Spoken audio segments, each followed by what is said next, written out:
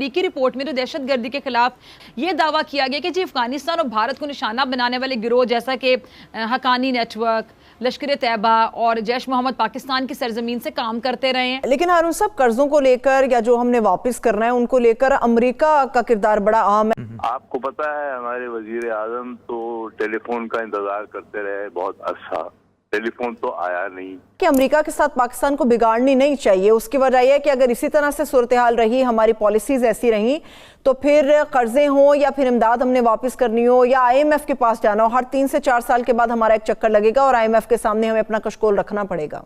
आइंदा इस वक्त जो लीडरशिप है वो अमेरिका में तो खास तौर पे काफी कमजोर सीन है। खतरा ये है कि अगली इलेक्शन में कहीं ट्रंप वापस ना आ जाए। दूसरी तरफ ये है कि भाई इंडिया जो है जो जिससे हमें सबसे बड़ा खतरा है उसमें चीन चढ़ आया है। ना भारत अब हमला नहीं कर सकता पाकिस्तान पे। हमारा असल दुश्मन आइंदा इस सेंचुरी में जो होगा वो होगा चीन, और जिसकी वजह से ये पाकिस्तान जो है थोड़ा सा डार्लिंग बनना शुरू हो गया हुआ है।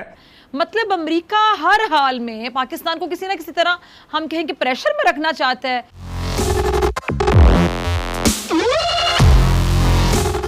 अमेरिका की दहशतगर्दी से मुतालिक सालाना रिपोर्ट में एतराफ़ किया गया कि साल 2020 में पाकिस्तान ने दहशतगर्दी की माली मुआवनत को रोकने के अलावा financial action task force FATF के मुतालिबात पूरे करने के लिए इकदाम भी किए। अमेरिकी रिपोर्ट में तो दहशतगर्दी के खिलाफ पाकिस्तान की कोशिशें, इसका एतराफ़ किया गया, लेकिन साथ ही ये दावा किया गया कि जी अफगानिस्तान और भारत को निशाना बनाने वाले गिरोह जैसा कि हकानी नेटवर्क, लश्कर तैयबा और जैश मोहम्मद पाकिस्तान की सरजमीन से काम करते रहे हैं।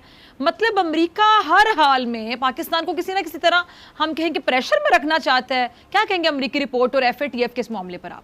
ये हर साल रिपोर्ट लिखते हैं ये, और कल ही रिपोर्ट शाया की है उन्होंने, और इस रिपोर्ट में उन्होंने जिक्र किया है कि पाकिस्तान के सरजमीन से लोग अफगानिस्तान में अब भी जा रहे हैं और अफगानिस्तान में प्रॉब्लम क्रिएट करते हैं। उन्होंने लश्कर तैयबा का जिक्र किया है, लश्कर मोहम्मद का जिक्र किया है, उन्होंने इस तरह और काफी तंजीम का, और उन्होंने जो है बॉम्बे अटैक का भी जिक्र कर दिया है इसी रिपोर्ट में, और FATF के हवाले से उन्होंने क्या बता दिया है कि हाँ काफी कोशिश की है पाकिस्तान। ये डिप्लोमेटिक तरीके होते हैं कि हाँ पाकिस्तान ने इसमें काफी कोशिश की है, लेकिन जो बाकी ये चीजें रह गई हैं, ये इसमें दुश्वारियां हैं।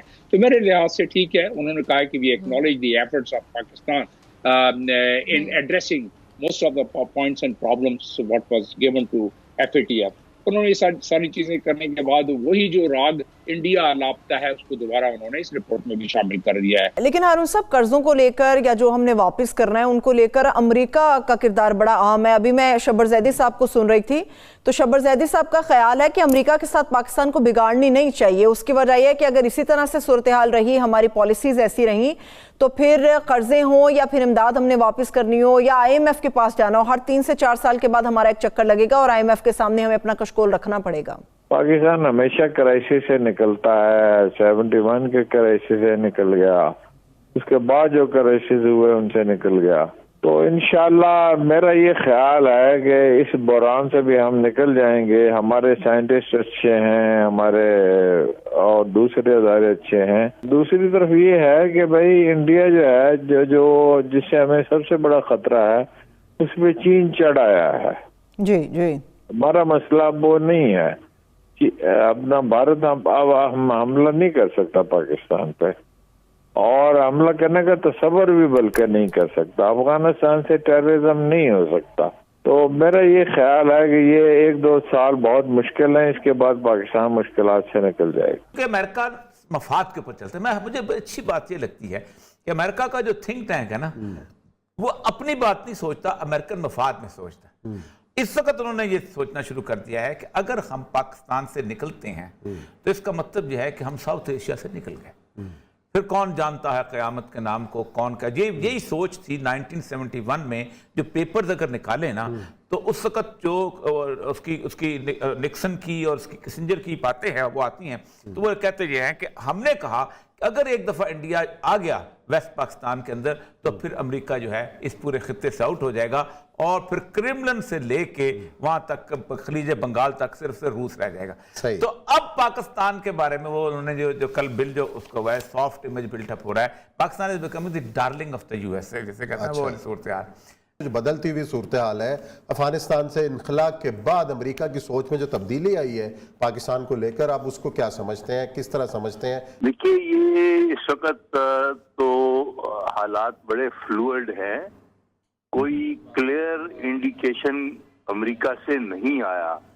आपको पता है, हमारे वजीर आजम तो टेलीफोन का इंतजार करते रहे बहुत अरसा, टेलीफोन तो आया नहीं। तो मकसद सिर्फ ये है कि देखिए, अमेरिका ने एक बुनियादी फैसला ये किया है कि उन्होंने हिंदुस्तान को अपना स्ट्रेटेजिक पार्टनर तस्वर कर दिया।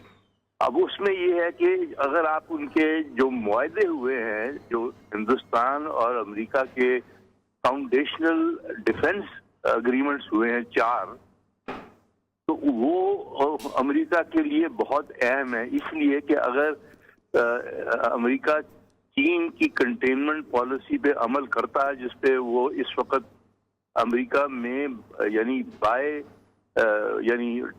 कंप्लीट कंसेंसस है कि हमारा असल दुश्मन आइंदा इस सेंचुरी में जो होगा वो होगा चीन, और उसके बाद है रूस, उसके बाद है ईरान। ना पाकिस्तान की पोजीशन जो है वो बड़ी कॉम्प्लिकेटेड है इस वक्त, क्योंकि हम ये नहीं सोच पा रहे क्लियरली कि हमने क्या करना है। अब देखिए, एक जमाने में वो बैलेंसिंग एक्ट वगैरह ये चीजें होती थी। अब वो बैलेंस करना बहुत मुश्किल है। वो हमें छोड़े या ना छोड़े, मेरी राय में हमें अपना इंटरेस्ट देखना चाहिए। पाकिस्तान को अपना इंटरेस्ट देखना चाहिए कि हम इस खित्ते में जो रहते हैं, हम किस तरह इससे फायदा उठा सकते हैं। लगता यह है कि रिसेंट क्राइसिस में यूक्रेन जो है और रशिया जो है वो ज्यादा उनका फोर फ्रंट पे आ गया है, खास तौर पे उसकी वजह से, और जिसकी वजह से ये पाकिस्तान जो है थोड़ा सा डार्लिंग बनना शुरू हो गया हुआ है।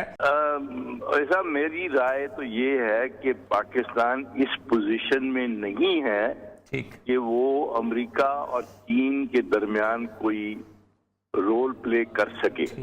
उसकी वजह मैं आपको बता दूं, साफ वो ये है कि हमारी उस किस्म की क्रेडिबिलिटी अब अमेरिका में नहीं है, और उसके अलावा मेरा ख्याल है कि चीन में भी कुछ थोड़ी बहुत कमी आई है।